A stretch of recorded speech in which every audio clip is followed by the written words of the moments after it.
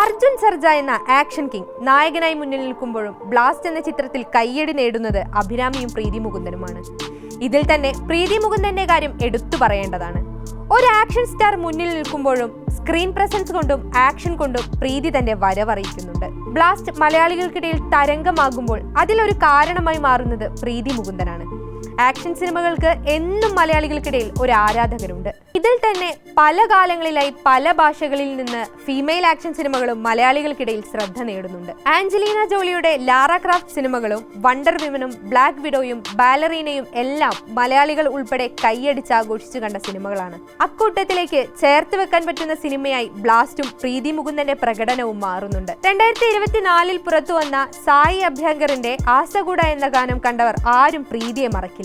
ഗംഭീര മെയ്വഴക്കത്തോടെയും ഡാൻസിലെ ഫ്ലെക്സിബിലിറ്റി കൊണ്ടും എക്സ്പ്രഷൻസ് കൊണ്ടും ആ ഒരൊറ്റ ഗാനം കൊണ്ട് പ്രീതി എല്ലാവരുടെയും മനസ്സിലേക്ക് കയറി.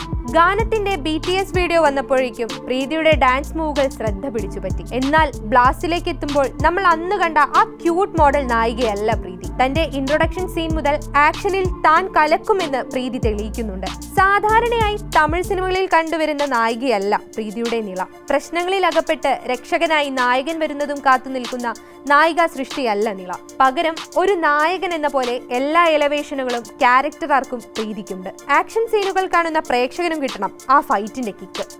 ഓരോ പഞ്ചും അത്രയും വെയിറ്റ് ഉള്ളതുമായിരിക്കണം. അവിടെ തന്നെ രജിസ്റ്റർ ചെയ്യാൻ പ്രീതിക്ക് സാധിച്ചിട്ടുണ്ട്. ബ്ലോക്കുകളും പഞ്ചുകളും കിക്കുകളും അസാധാരണമായ മെയ്വഴക്കത്തോടെയാണ് പ്രീതി അവതരിപ്പിക്കുന്നത്.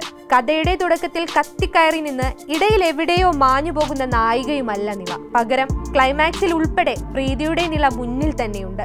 താൻ സിനിമയ്ക്കായി ട്രെയിനിങ് നടത്തിയെന്നും സിനിമയുടെ റിലീസ് വരെ പ്രേക്ഷകർ ഇത് എങ്ങനെ സ്വീകരിക്കുമെന്നും തനിക്ക് ടെൻഷൻ ഉണ്ടായിരുന്നു എന്ന് പ്രീതി പറഞ്ഞിരുന്നു. എന്നാൽ ബ്ലാസ്റ്റ് കാണുന്ന ഓരോ പ്രേക്ഷകരും പ്രീതിയെ സംശയിക്കില്ല. കാരണം ആക്ഷൻ കിങ്ങിനൊപ്പം കട്ടയ്ക്ക് നിൽക്കുന്നുണ്ട് പ്രീതി.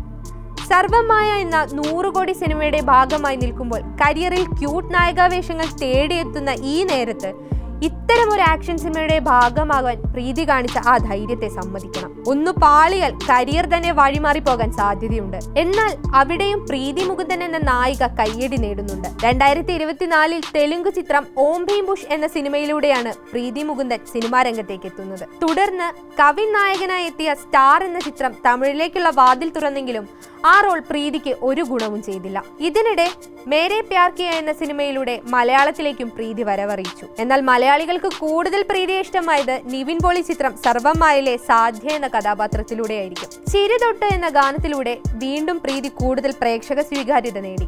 എന്നാൽ ബ്ലാസ്റ്റിലൂടെ ഇപ്പോൾ സൗത്ത് ഇന്ത്യയുടെ മുഴുവൻ ഹൃദയത്തിൽ ഇടം നേടാൻ പ്രീതിക്കായിട്ടുണ്ട്. തമിഴിലും തെലുങ്കിലും ഹിന്ദിയിലുമായി വലിയ വലിയ പ്രൊജക്ടുകളാണ് ഇനി പ്രീതിയുടേതായി വരാനുള്ളത്. അഥർവ ചിത്രം ഇതേ മുരളി, ദശമകൻ എന്നീ സിനിമകൾക്കൊപ്പം കാർത്തിക് ആര്യൻ ചിത്രം നാഗ്സില്ലയുടെ ബോളിവുഡിലേക്കും കടക്കാൻ ഒരുങ്ങുകയാണ് പ്രീതി. കഥാപാത്രങ്ങളിൽ ടൈപ്പ് കാസ്റ്റ് ചെയ്യപ്പെടാതെ മികച്ച റോളുകൾ പ്രീതിയെ തേടിയെത്തട്ടെ. സർവമായും ബ്ലാസ്റ്റും പോലെ ഗംഭീര വിജയങ്ങളുടെ ഭാഗമാവാൻ ഇനിയും പ്രീതിക്ക് സാധിക്കട്ടെ.